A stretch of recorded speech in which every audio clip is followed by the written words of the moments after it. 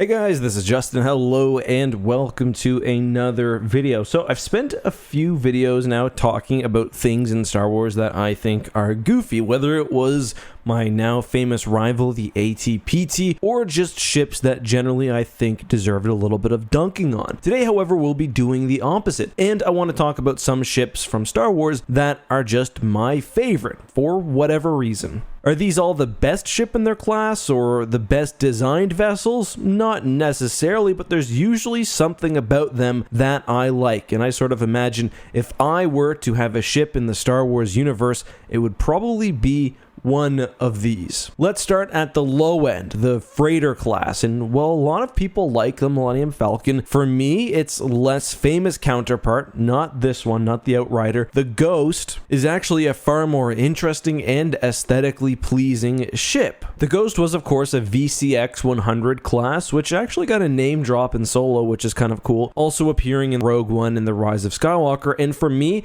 this is pretty much the perfect ship for not only a smuggler, but a crew like Phoenix Squadron. Aside from having more livable space, this thing kicks ass in a fight. It's loaded to the teeth with weapons. It has not only two turreted cannons, one on the nose, which is very unique, and one on the top side, but it can also use the weapons of its attached craft, including the Phantom, to help fight off pursuers or even to launch in the middle of a fight. I just think this is such a cool detail. There's also just something really beautiful about this ship. It obviously has the classic World War II style heavy bomber look, but I actually prefer the symmetrical design of this ship compared to the Falcon. I like the size, and its engine array, especially with an attached craft, just looks so cool. Unlike the Falcon, this is actually a ship I could see myself wanting to live in just because of all the space, and I love that it's almost a member of the Phoenix Squadron in Star Wars Rebels. Alright, moving on up in size, we have not only another Rebel ship and a famous Rebel ship, but also another CEC, Corellian Engineering Corporation vessel,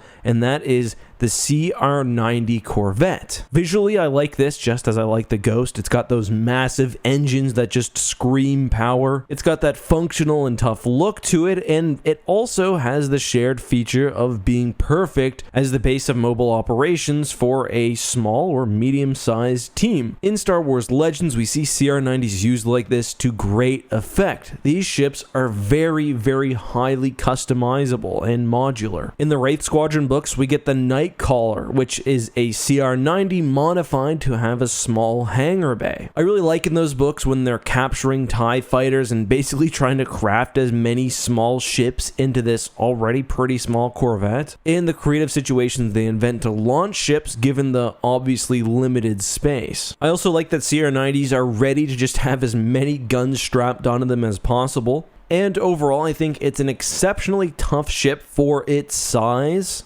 and also a very cool design. I think if I were to have any ship in Star Wars, it may be this one with a small crew of loyal pirates or smugglers to run across the galaxy in. Moving on now, I'm actually tempted to pull another ship out of Star Wars Rebels, not only another ship, but another ship that the Phoenix Squadron used, and go with the Quasar class light carrier, but instead I'm going to go to a ship that sort of has the same idea, but is a bit more overall functional, and that is the Gladiator class Star Destroyer. I think dedicated carriers in Star Wars are really cool, and I like the idea of a command ship which sits back, launches fighters, and coordinates the battle. The Quasar in the Gladiator can sort of serve as the center of small fleet formations, which I think is really cool. And I just like the way that the Gladiator reminds me of something like an aircraft carrier with the massive oversized bridge, sort of a command center, and with the front of the craft really being dedicated to launching fighters. But notice that the Gladiator actually has several hangar bays, not just the big one in between the mouth, but also hangars on the side, hangars below. It's just overall a very competent carrier, but it also has enough firepower to fight off small enemy ships, which I think is really cool. Now, you probably wouldn't want this vessel on its own fighting off enemy cruisers, but I think as a part of a larger fleet, it would work really, really well. I think a Gladiator would actually be a really cool New Republic ship as well. Speaking of New Republic ships, we're looking at one of the most iconic early New Republic vessels that wasn't made by a fish person, and that is the Assault Frigate. And if you've been paying attention to the list so far, you won't be surprised to see the Assault Frigate on here. The short of this is that the Assault Frigate is a modified Dreadnought class heavy cruiser. The idea being that the Dreadnought was a competently constructed vessel, lots of armor plating, lots of weapons, but was generally not very fast and not very flexible and easy to integrate into, say, a modern rebel fleet. The Assault Frigate took the idea of a dreadnought, it automated a bunch of the systems. The dreadnoughts were old ships, so they relied on a very, very large crew, and the rebels removed armor plating and instead enhanced the vessel for speed, also upgrading essential systems, components, shielding, etc. The cool thing is that, obviously, given the fact that assault frigates were essentially reconstructed dreadnoughts, each ship would be its own and could be heavily modified depending on the needs of whichever commander it was assigned to. Probably my favorite assault frigate type would be the two-pronged model. We see an example of this during the Battle of Camino, and there's also another one in a Star Wars reference book. My idea for this is that this ship sort of goes the Nebulon B style. It removes armor in favor of even greater speed and probably even more firepower. Put a bunch of guns on these two prongs, and it works really well. Alright, the last Star Wars ship that I want to talk about today is the MC-90. I'm going to keep this one pretty short. I love the idea of Mon Calamari cruisers, and the MC-90 is basically a Mon Calamari cruiser if it were strictly designed for war. The backstory of the other ships is that they were, depending on legends or canon, converted luxury liners or underwater buildings, and they're not necessarily the sleekest looking ship. The MC-90 is basically if you mixed a classic Mon Calamari cruiser with something like a Star Destroyer. It looks more like a proper warship, and I just think it has one of the coolest silhouettes and designs